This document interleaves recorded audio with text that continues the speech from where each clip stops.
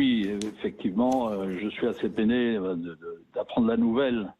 Aujourd'hui, Dick Rivers, pour moi, c'était une voix.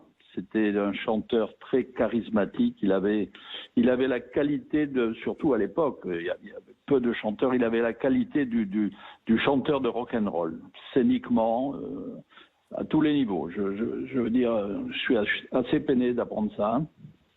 Et donc, nous nous sommes vus quelques fois, mais après, quand nos carrières se sont séparées, il a continué tout seul.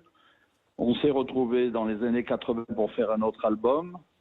Et puis voilà, il a continué sa route, nous chacun de notre côté. Mais enfin, disons que la plus belle période a été la période des années de 58 à 62, parce que nous avons commencé à Nice en 58, le rock'n'roll. Nous étions allés même en Italie pour essayer d'enregistrer.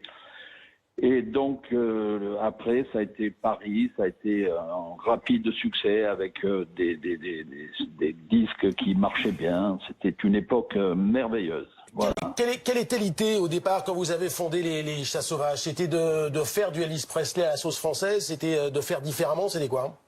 Non, c'était bon, il faut bien le dire, de copier un petit peu ce qui se faisait aux États-Unis. Nous avions des modèles de chanteurs.